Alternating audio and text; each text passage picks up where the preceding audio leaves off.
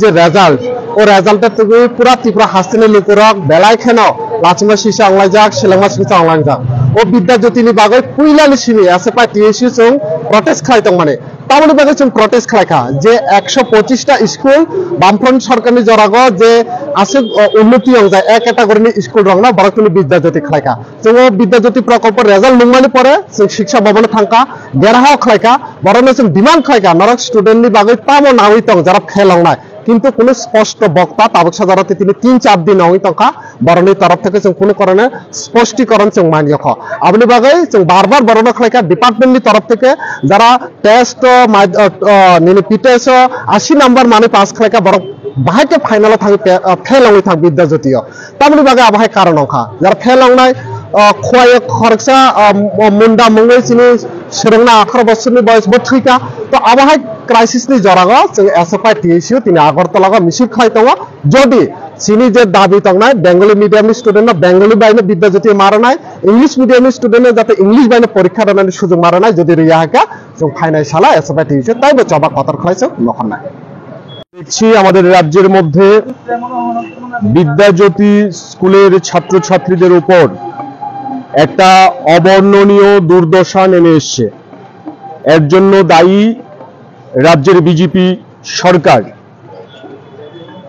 বিদ্যাজ্যোতি স্কুলের রেজাল্ট বের হবার পর এই যে শোচনীয় ফলাফল হয়েছে তা নিয়ে আমরা শিক্ষা অধিকর্তার অফিসে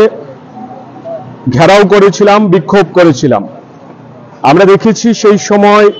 অধিকর্তা আমাদের সঙ্গে সাক্ষাৎ করেননি পরবর্তীতে অন্যান্য আধিকারিকরা আমাদের সঙ্গে সাক্ষাতে মিলিত হন আমরা দাবি করেছিলাম যে রাজ্য সরকারের তরফে বিদ্যাজ্যোতি স্কুলের এই শোচনীয় ফলাফল এবং এই মিশন যে ব্যর্থ সেই সম্পর্কে স্পষ্টীকরণ চাই কিন্তু দপ্তরের তরফে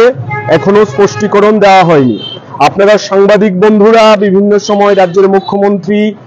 থেকে শুরু করে অন্যদের সঙ্গে কথা বলার চেষ্টা করেছেন এবং সেখানে উনি বলেছেন কিন্তু সরকারের তরফ থেকে কোনো বক্তব্য আমরা শুনতে পাচ্ছি না আজকে আমরা ফের একবার রাস্তায় নামছি আমরা দাবি করছি সরকারকে স্পষ্টীকরণ দিতে হবে বিজেপি দলের মুখপাত্র ওনাদের রাজ্য দপ্তরে বসে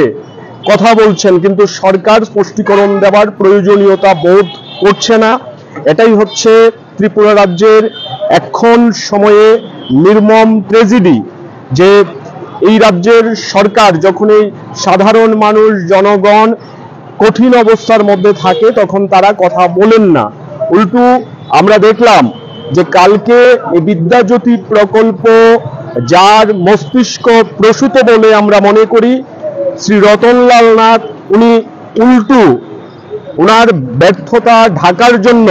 সাংবাদিক বন্ধুদের সাথে দুর্ব্যবহার করছেন আসলে উনি বুঝতে পারছেন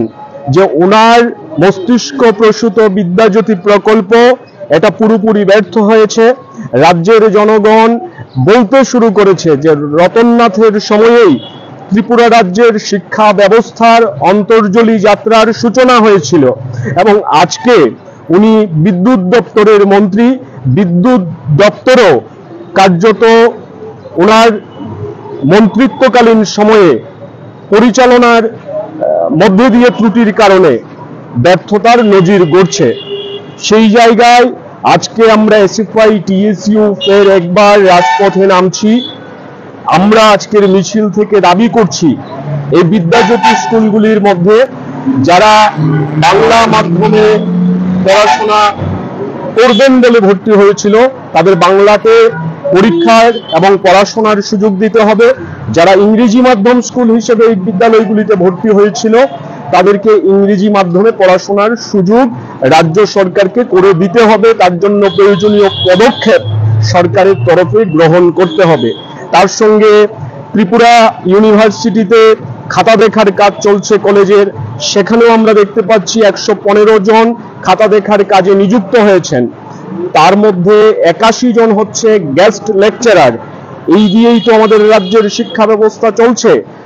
গোটা রাজ্যে সেটা উচ্চশিক্ষা হোক কিংবা বিদ্যালয় শিক্ষা একটা শোচনীয় হাল হয়ে আছে, দুর্দশাময় অবস্থা তৈরি হয়েছে।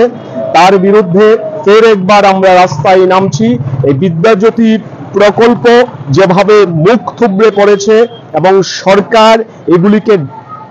ঢাকার জন্য যেভাবে নীরব থাকছে তার আমরা বিরোধিতা করছি। রাজ্যের মুখ্যমন্ত্রীকে ওনার দপ্তরের মাধ্যমে রাজ্যের ছাত্রছাত্রীদের আশ্বস্ত করতে হবে, স্পষ্টীকরণ দিতে হবে। নয়তো আমরা সেদিনও বলেছিলাম যে আমরা শুধুমাত্র একটা বিক্ষোভ করে চুপ করে বসে থাকবো না, আমরা ফের রাস্তায় নামবো। আজকে রাস্তায় নামছি, আগামী দিনেও রাস্তায় থাকবো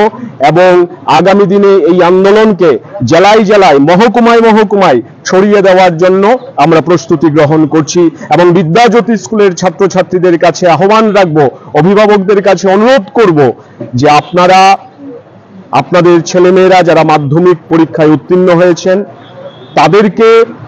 ওই স্কুলে যদি ভর্তি করতে ইচ্ছুক হন তবে সেই স্কুল থেকে টিসি নিয়ে চলে আসবেন না, সেই স্কুলে যান, কথা বলুন কর্তৃপক্ষের সাথে। সমস্ত ছাত্রছাত্রীরা অভিভাবকরা একত্রিত হয়ে আন্দোলন গড়ে তুলুন। এটা সময়ের দাবি, এই রাজ্যের শিক্ষা ব্যবস্থাকে রক্ষার জন্য সংগ্রাম। সেই সংগ্রামে আমরা সমস্ত অংশের মানুষের সহযোগিতা প্রত্যাশা করছি। এই জবাব তোমাদের দিতেই হবে।